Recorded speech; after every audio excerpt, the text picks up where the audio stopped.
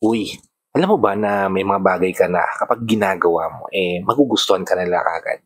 Tama yung narinig mo, magugustuhan ka nila kaagad to the point na ikaw mismo gugustuhin mong paulit-ulit gawin yun kasi makikita mo yung reaction nila na talagang gugustuhin ka nila. Kung ano-ano tong mga bagay na to, tara, pag-usapan natin yan. Just keep on watching.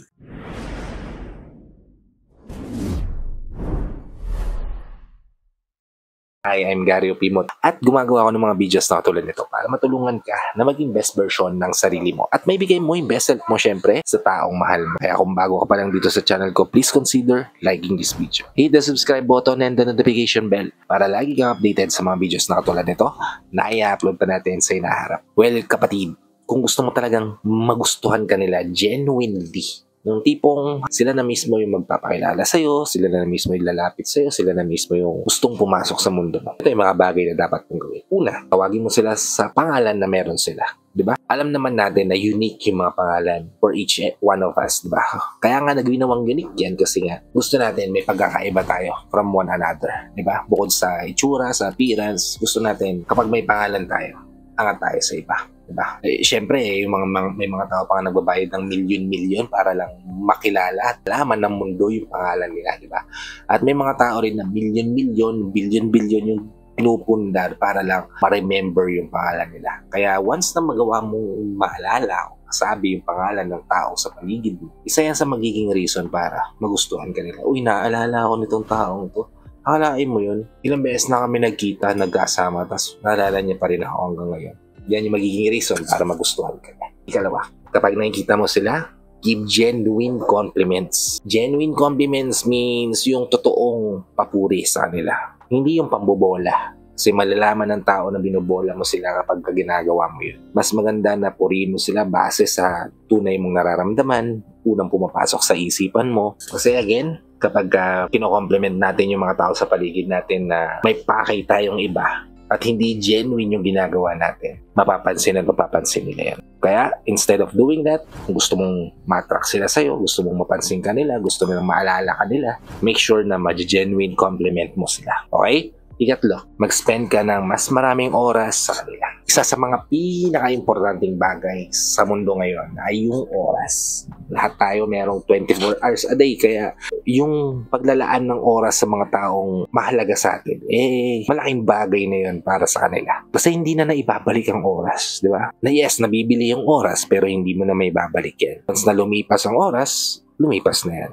Kaya kung may spend mo yung oras mo sa kanila, mas ma-appreciate nila yung presensya mo.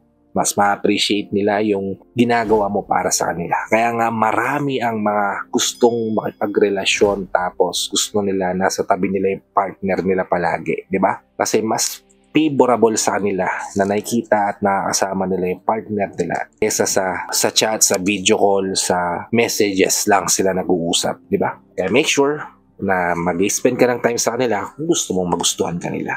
At yan yung mga nagiging dahilan kung bakit nagiging attractive ka sa mata nila. Okay? Ika-apat, iwasan mo maging plastic. Yes, hindi mo kailangan maging perfecto. Ang kailangan mo lang is magpakatotoo. Iwasan mong gawin yung best mo para maging perfecto ka sa mata ng mga tao sa paligid mo.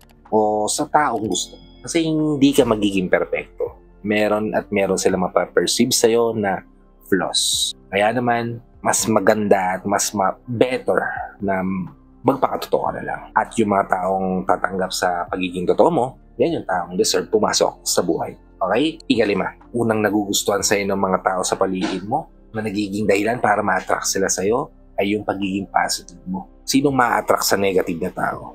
Yung palagi nag-iisip ng masama na mangyayari sa kanya o sa mga tao sa paligid niya, o even sa mga ginagawa niya sa buhay, di ba? Kahit ikaw, hindi ka magiging attractive sa mga ganyan tao, di ba? Mas magugustuhan mo pa yung taong positibo yung pananaw sa buhay, positibo yung vibe, di ba? Kaya be that kind of person na laging tumitingin sa positive side first before mag-take action, before magsasalita, or before anything, di ba? And yan yung magiging reason para maging attractive ka sa mata ng mga tao sa paligid mo.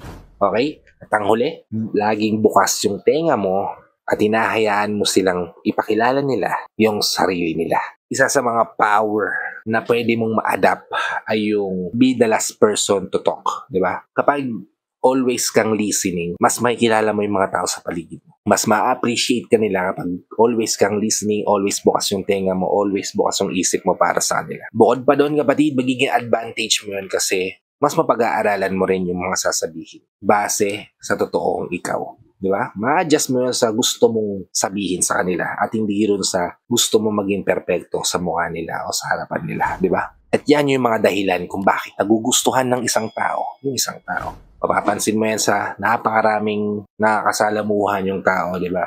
Yan yung mga qualities na meron sila. Yan yung mga traits na meron sila. Kaya sila napapansin ng marami. And if you want to be that kind of person, make sure na magagawa mo itong mga tips na to. And I hope nabigyan ko kayo ng insight, tips, and ideas sa video na ginawa ko ngayon. If nabigyan ko kayo ng tips, ideas, o insight, please help me share this to your loved ones na posible rin natin matulungan ng video na to. Para naman nakatulong na kayo sa kanila, nakatulong na rin ako sa kanila. Sa lahat ng FW viewers natin at sa mga viewers natin dito sa Pilipinas na walang sawang nanonood, sumusuporta, palagi nakatune in sa bawat video na ina-upload ko. Maraming salamat po sa paglagihan nyo panonood at pagsuporta. Kung bago ka pa lang dito sa channel ko, please consider liking this video.